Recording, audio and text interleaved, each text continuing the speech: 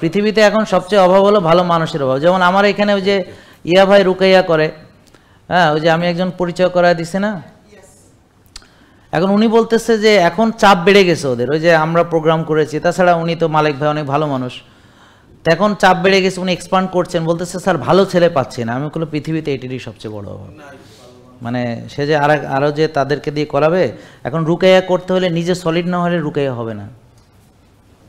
এখন আমি ধরেন স্বাস্থ্য নিয়ে কাজ করছি, আমার ডিসিপ্লিন যদি ঠিক না হয় তাহলে আপনি কি আমাকে শুনবেন?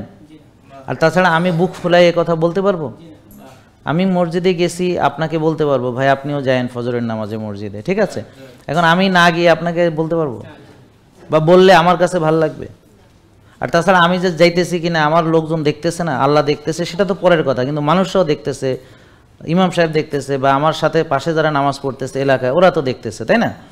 এটা হ্যাঁ, এখন অসুস্থ হলে সেটা আলাদা, ওজোর থাকলে আলাদা, সফরে গেলে আলাদা, সেগুলো আমি বলছি না, মানে রেগুলারিটিস বলে একটা যে বিষয় আছে, তাই না? সেটা। জেকে লাইফস্টাইল, ওষুধ মুক্ত সুস্থ জীবন।